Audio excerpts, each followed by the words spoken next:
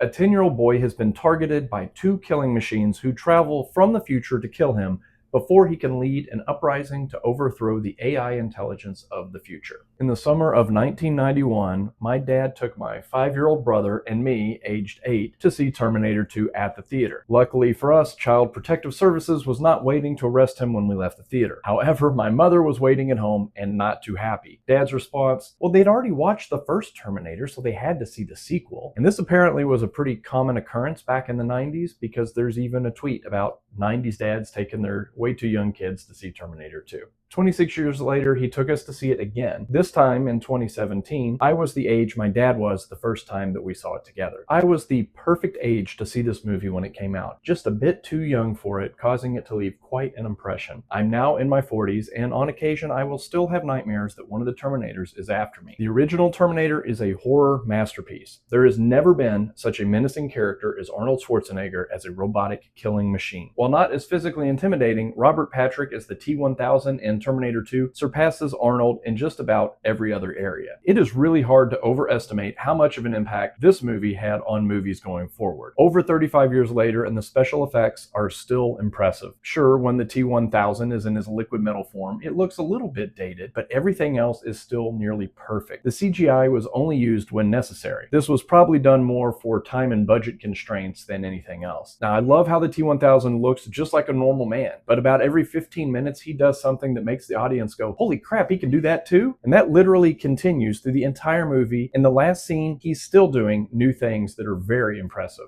Where the first movie is dark and gritty, the sequel is bright and polished. I typically prefer gritty realism in movies, but I overlook it here because the movie is just so fun and entertaining. I was just a couple of years older than Edward Furlong when he played John Connor, and I thought he was the coolest kid on the entire planet. Watching it now as an adult, he's a bit whinier than I remembered, but it's still a great character. Growing up without a father and finding the male role model he needs in a machine was a surprising emotional twist that worked better than it should have. In some ways, Terminator 2 is trying way too hard to be cool, with its constant catchphrases and musical needle drops. But again, I'm going to grandfather it in and say it's okay because it works perfectly for the movie. Now, like all time travel movies, there are so many paradoxes and inconsistencies that you need to just kind of overlook. The hardest for me to overlook is the fact that the T-1000 could have looked like anyone. Why did he continue to look like the police officer that John Connor and his Terminator were looking for? Why not shapeshift into a stranger? That way he could just sneak up and kill him without anybody knowing. The special effects in T2 were done at the very beginning of CGI. So there's a good mix of practical effects from the final era of practical effects and literal jaw-dropping CGI that still holds up 35 years later. Rumor has it that Steven Spielberg saw this movie and determined, okay, I think CGI is good enough, we can now make Jurassic Park. Every big budget action movie of today is filled with explosions throughout. Entire cities and planets are literally turned to dust on screen. But none of the explosions today feel real or dangerous because they are all done after the fact on a computer. Terminator 2 has real explosions and they mean something. Seeing a helicopter ram into the back of a SWAT truck and explode is way more meaningful than seeing the Empire State Building be CGI destroyed for the 1000th time. Now, I never realized that this movie plays out for about the first 45 minutes where the audience isn't aware of which Terminator is the bad guy. I assume the trailers probably gave it away, but if you could somehow watch this movie not knowing, you are in for a special treat. And let's take a minute to appreciate Linda Hamilton's Sarah Connor. She was way more awesome than she gets credit for. In the first movie, she was this mild-mannered waitress, but after seeing the horrors of the future, she spent every waking moment preparing for the rise of the machines, and it really paid off. I would not mess with her. As awesome as her character is, she also gives the most cringy reading of the worst line in the movie. Anyone who isn't wearing 2 million sunblock is gonna have a real bad day. In my opinion, Terminator 2 is the greatest action film ever made. Some of that is probably nostalgia of seeing it at an impressionable age, but some of it is because it is a bona fide masterpiece. The movie is intense and it never lets up. It's what my dad calls a chase movie, where the good guys are constantly running from the bad guys and we never get a chance to breathe. The score adds a lot of tension to the movie, and that dun dun dun dun dun never ceases to hype me up when the movie comes on. Such a simple motif that adds so much to the movie. The plot of the movie is trippy and somehow feels more like a cautionary tale today than it did 35 years ago. At that time, artificial intelligence was nothing more than a thought experiment, and there was a 0% chance that anyone would be stupid enough to trust military strategy and missile deployment to the whims of a computer. Miles Dyson, the mastermind behind Skynet, which is the AI company in the movie that will end up ruling the world in the future, he's a good guy. He's just innovating on what he thinks will make the world a better and safer place. He could not have ever imagined what his invention turned into. Today, we should be able to imagine what turning AI loose can do, but it sure seems like maybe there aren't enough guardrails in place. While you can watch Terminator 2 on the surface and be in for an entertaining ride full of innovation, if you think too hard about it, you might want to open up Amazon and buy some of that 2 million sunblock,